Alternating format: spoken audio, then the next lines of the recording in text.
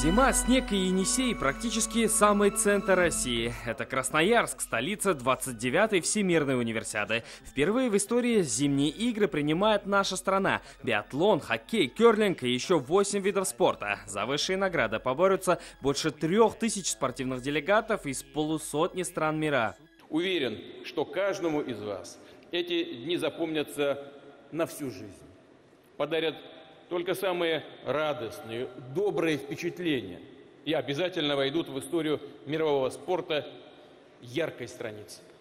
Именно такими стали и летняя универсиада в Казани, игры в Сочи, чемпионат мира по футболу, все крупные спортивные форумы, которые принимала Россия. Парад стран-участниц, история Сибири, путешествия по берегам Енисея, северное сияние и десятки народов Красноярского края. Сердце самой большой в мире страны. Так сегодня открывалась зимняя универсиада.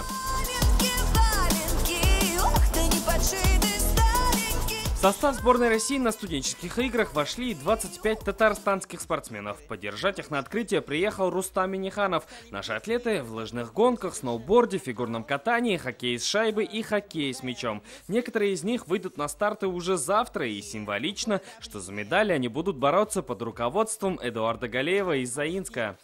Условия проживания прекрасные, команда в хорошем настроении, спортсмены, представляющие нашу республику, тоже в хорошем пребывании духа, настроены по-боевому.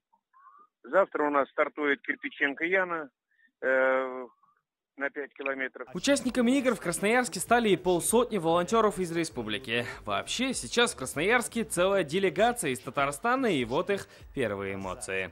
Здесь на самом деле нас встречает весна, что сегодня 2 марта, а на улице по сравнению с Казанью здесь в Красноярске весна. В Красноярске принимает участие около 3000 спортсменов. В летней универсиаде в Казани это было около 13 тысяч. Тем не менее, красноярцы молодцы, они очень хорошо подготовились. Соревнования уже начались. Открытие прошло на высочайшем уровне, масштабно, интересно, зрелищно, новыми технологиями. Гордость вперед за страну. Студенческие игры будут идти 10 дней. Вторая в истории страны домашняя универсиада. Кажется, без победы не обойдется и в этот раз. Салават Ахмадуллин, ТНВ, Красноярск.